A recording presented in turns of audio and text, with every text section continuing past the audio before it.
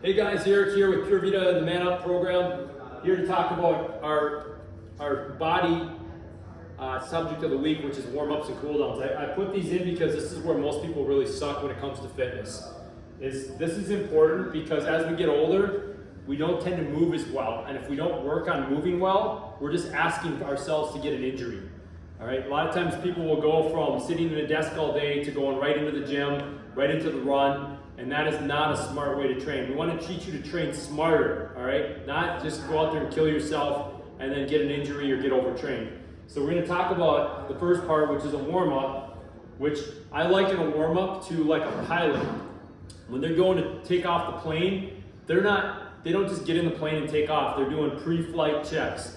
That's what a warm-up is. We're trying to check out everything, make sure everything's moving good, make sure all the circuits are on before we actually go out and we actually drive the body into a more intense type of activity. So I think these are the important things to warm up. So number one is joint mobility. So here's the thing is that when I'm sitting all day, I collapse joints like my hips, depending on my shoes, my ankles. And when I collapse joints, when joints get compressed, it creates weakness around the joints, weakness and tightness a lot of times. So a lot of times when you feel like, oh, my groin feels really tight or my hamstring feels tight, it's because your hips need to be mobilized, all right? Because when you're tight, when your joint is not in the right position, everything around it tightens up and everything around it gets weaker, all right? It's your body's way of protecting yourself. Your body's wired for survival and protection. It's not wired for performance. So we have to make intentional moves to do that. So we want to start with some joint mobility exercises.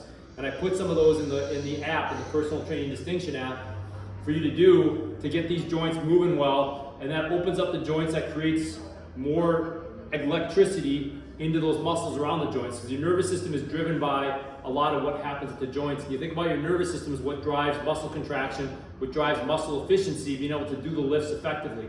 So it's not all about just being strong, it's all about being efficient, and joint mobility is going to create that. So we want to do some joint mobility, getting the joints to move as best as we can, and we do that with some bands, we do that with just some simple body weight exercises. Like I said, these are in your warm-up in the app. And then number two is some dynamic movements. If you grew up like me, a lot of times with sports, we sat and we stretched statically. You know, we sat on the ground, we did the sit and reach, we did the quad stretch.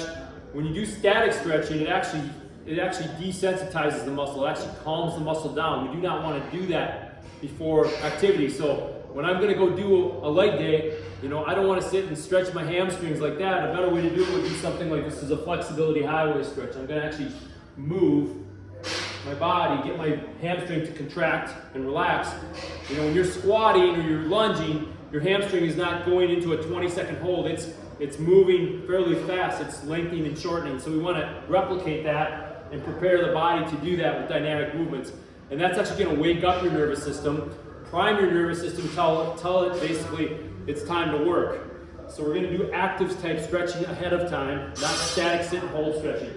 And then number three is primers and activators. There's certain muscles in your body that need to be turned on and firing for you to perform your best and prevent injury. So one in particular, for example, is your outer hip, your glute medius. Your glute medius muscle stabilizes you in the bottom of a squat or a deadlift or a lunge, and a lot of times it gets shut down because your foot gets locked up. And so we want to do things to unlock your foot with the joint mobility and then follow up with some activators. You know, a lot of times the tube walking, we'll have a tube and we'll walk side to side and you'll feel those muscles turn on. We're not trying to kill those muscles, we're trying to wake them up. So we start to wake up some of these key muscles, rotator cuff muscles, things like that, basically getting them awake and getting them connected to your brain so that they can support the big muscles we're doing on the big movements. And so those are the three things you want to have in your warm-up. Number two is your cooldown. You want to bookend with the cooldown. So one of the things you're going to learn about training is it's not how hard you train, it's how well you recover. So we have two systems in our body, two parts of the nervous system, the autonomic nervous system. Number one is the sympathetic, which is your flight or fight. There we go. That's part of your system is that you're going to use when you're actually training hard. All right, when you're doing something that requires intense activity or stress.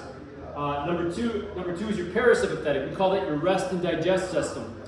That system is basically where your body's gonna be able to do the repair from the damage you do when you're training. Because basically what you're doing when you're training is you're creating damage to your body, stress on your body, and when it recovers, you need to be in the rest and digest system. So the more you're in the rest and digest system, the parasympathetic nervous system, the faster you're gonna recover, the more you're gonna make progress. So a quick way to do that is after you get done with your workout is doing a cool down. And some things that you can do are like light cardio. So if you're jogging or running kind of hard, that could be a nice easy walk. It could be a nice light elliptical. Some gentle type movements just to get the blood, so the blood doesn't pool up. Maybe you've done a run and then you go sit down and all of a sudden you feel your legs really tighten up. That's that blood coagulated in there. We don't want that to happen. We want to pump out the metabolic waste. We want to get the lymph and the blood going through the system where we can get the bad stuff out and get the nutrients in to start healing your body. Number 2 is static stretching. So I said in the warm-up, what does static stretching do? It desensitizes the muscle, gets it back to a resting length.